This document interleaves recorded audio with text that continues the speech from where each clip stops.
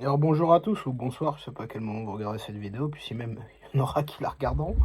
Comme je dis, je fais des vidéos avant tout pour moi, pour analyser mes réflexions, mes schémas de pensée, et peut-être me rencontrer quelques années plus tard, en disant tiens, je pensais ça, comme une sorte de journal de bord. Aujourd'hui, je vais parler des vertus de l'échec. Alors, il faut que je le mette à l'envers, voilà, ou je sais pas comment, comme ça. Bon, de Charles Pépin, un ouvrage que m'a offert ma fille, que j'ai lu pendant les vacances de cet été, on est en 2023. Je vais essayer de faire des vidéos un peu plus courtes parce que je me suis rendu compte que YouTube avait du mal à mettre mes vidéos en ligne qui étaient trop longues, donc je vais essayer de me cantonner dans 10 minutes. Ce qui se conçoit simplement s'énonce clairement. Alors l'échec. L'échec dans nos sociétés n'est pas mis en avant, hein, surtout dans la société française.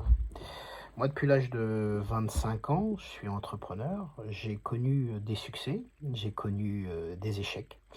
J'ai connu des gains financiers importants, j'ai connu des périodes plus difficiles. Euh, Comme disait un inventeur que j'ai rencontré téléphoniquement il y a quelques jours, des allers-retours Terre-Lune, j'en ai fait un paquet. Et j'ai vu la différence d'appréciation des gens sur le succès, où on vous encense, et sur l'échec. Tu vois, je te l'avais dit, tiens, regarde-le, celui-là, il est trop comme ci ou pas assez comme ça. Vous savez, les gens qui critiquent toujours, mais qui n'ont jamais rien fait de leur vie. Alors, l'échec, pour moi, et c'est ce qui est dit dans ce livre, il est absolument nécessaire. Euh, et je pense que quelqu'un qui réussit a forcément connu des échecs, à moins d'un cas exceptionnel, c'est-à-dire quelqu'un qui, tout ce qui touche, le transforme en or. Mais je pense que c'est assez rare parce que le propre de quelqu'un qui va tenter, c'est quelqu'un qui va prendre des risques. Des risques, il y a un risque de perte. Et ce risque de perte, on l'assume quand on l'accepte, quand on est entrepreneur. Surtout en France, où c'est quand même assez difficile. La France, c'est un beau pays, je suis patriote. Mais il faut reconnaître que pour ceux qui se lancent ou pour ceux qui ont eu un échec, ce n'est pas facile. Il y a quelques années, j'ai connu une difficulté avec deux associés. Euh, alors, je suis d'avis de dire que rien n'est blanc, rien n'est noir. J'ai probablement ma part de responsabilité, mais bref, j'ai participé à la création d'une société qui était une belle petite société. Et finalement, au bout de 2-3 ans, il y a eu des problèmes essentiellement d'argent. Quand il n'y en a pas, il y a des problèmes entre les gens. Quand il y en a beaucoup, il y a aussi des problèmes. Et puis, je pense que les choses étaient un petit peu organisées d'avance. Je faisais des affaires plutôt avec le cœur, avec cet associé, c'est-à-dire que c'était quelqu'un que j'aimais beaucoup. Mais c'était un profil psychologique assez particulier qui fait que vous développiez le syndrome de Stockholm avec lui sans vous en rendre compte. C'est-à-dire que c'était quelqu'un qui petit à petit prenait l'ascendant, puis au final vous vous retrouviez en faiblesse psychologique. Alors évidemment, c'est pas un vieux singe qu'on apprend à faire la grimace. Je m'en suis rendu compte, je suis parti, non sans laisser des plumes, mais je suis parti pour rebâtir, recréer et être moi-même. Et donc, je l'ai vécu comme un échec cuisant, parce que euh, vous participez à quelque chose que vous développez, qui marche bien, vous êtes reconnu, et finalement, vous êtes expulsé de quelque chose, même si vous avez donné votre accord, hein, que vous avez bâti, et vous voyez les gens, les trahisons, comment dire, les non-prises de parole. Moi, j'avais des gens qui venaient me faire la bise tous les matins, qui du jour au lendemain m'ont plus jamais adressé la parole. Et c'était pas très grave. Je savais que tout ça, c'était des relations illusoires, euh, professionnelles. Moi, j'ai deux facettes. La facette privée, que peu de gens connaissent, et la facette professionnelle, où business is business. J'ai pas de cadeau à faire dans les affaires, quoi, hein, parce qu'on m'en a jamais fait. J'essaye d'être carré, j'essaye d'être droit. Je suis pas une grenouille de bénitier. Les affaires, il faut se lever pour les faire, je dirais. Alors pour revenir à l'échec, il faut en tirer des enseignements. C'est pas toujours facile parce que des fois on est blessé, atterré, on est plus bas que terre. Mais c'est comme un verre. On peut le voir à moitié vide ou à moitié plein. Là j'ai la moitié de café. Et ben c'est pareil. Il y a quelque chose qui m'a aidé dans l'échec, c'est la méditation. Alors, je suis croyant aussi. Le, la relation avec Dieu, avec mon Dieu, celui qui est dans mon esprit, qui m'oblige à certaines barrières intellectuelles et certaines barrières morales. Et même si parfois c'est difficile parce que moi j'ai 45 ans, donc il a fallu que je rebâtisse à 42 ans, 43 ans. On va dire oui, c'est jeune, mais quand vous connaissez, que vous avez un certain train de vie, que tout se passe bien, et qu'en plus, au sorti de cette expérience, vous refaites encore une erreur, c'est-à-dire vous refaites encore une association qui est pas forcément très bonne, puisque je me suis trompé tout de suite après en m'associant avec quelqu'un que je connaissais, mais dont je connaissais aussi les défauts. Je pensais que ça pouvait marcher, mais j'avais des œillères, je me convainquais moi-même. Heureusement, je m'en suis rendu compte très rapidement.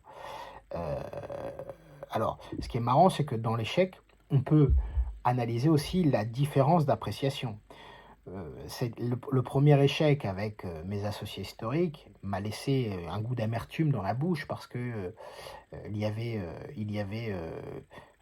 pour moi, il y avait une volonté manifeste de me faire du mal. La seconde association qui a duré quelques mois n'a absolument rien laissé goût comme amertume pour deux raisons. Dans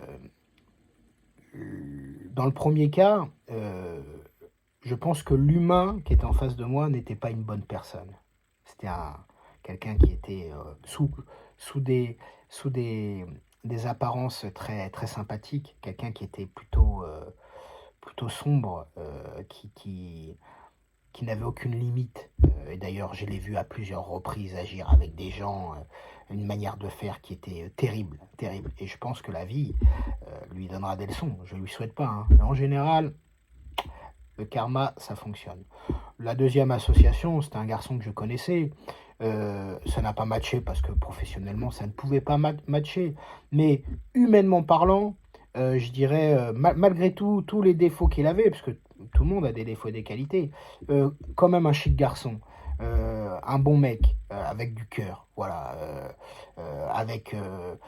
même si ça ne fonctionnait pas, pour moi, c'était une expérience de vie, mais ça n'enlève à rien à la personne, humainement parlant. Voilà, pour moi, il y a deux choses différentes. L'humain était pas mauvais. Dans l'autre cas, c'est ce qui fait que cet échec m'a pesé, c'est que j'ai eu l'impression de m'être trompé. Donc l'échec, il faut essayer d'en tirer un enseignement. Et quand on voit toutes ces conneries de télé-réalité avec des gens, des espèces de débiles qui roulent en Ferrari, qui dépensent des centaines de milliers d'euros, qui pour poster un post gagnent 40 ou 50 000 euros, enfin je sais pas, des sommes folles. On encense des débiles, sont des débiles. Alors des débiles qui gagnent plus d'argent que moi, ouais. Mais est-ce qu'on jauge une société à la quantité d'argent qu'on gagne tous les mois? Oui, oui, c'est vrai, dans la société.